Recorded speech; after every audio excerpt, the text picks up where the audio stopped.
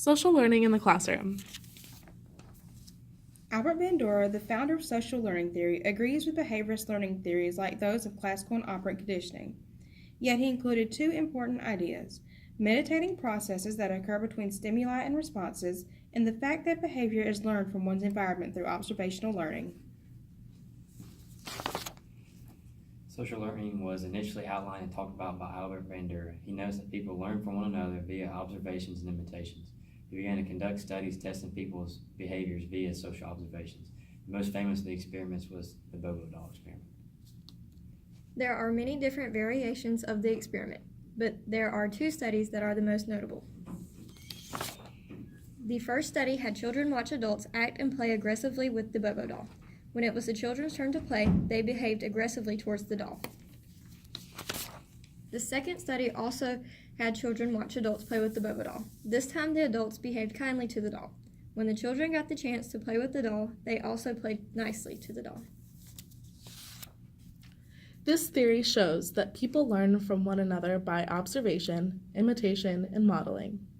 The theory has often been called a bridge between behavioralist and cognitive learning theories because it encompasses attention, memory, and motivation.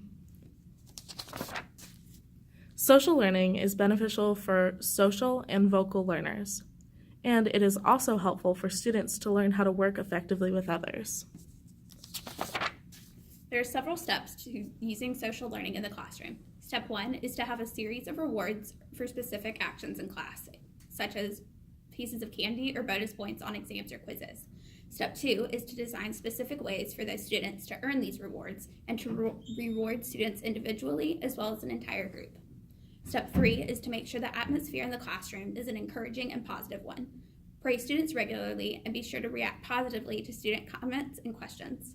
Step 4 is to develop a positive technique for reacting to student failures or misunderstandings. Step 5 is to model new concepts clearly, giving your students a positive example of how to solve issues and work towards a solution. Step 6 is to provide a strong moral example for your students, encouraging them to incorporate those morals into their lives and demonstrate these morals in your speech as well as your actions in class. Another way to incorporate social learning into the classroom environment is to have peers teaching peers.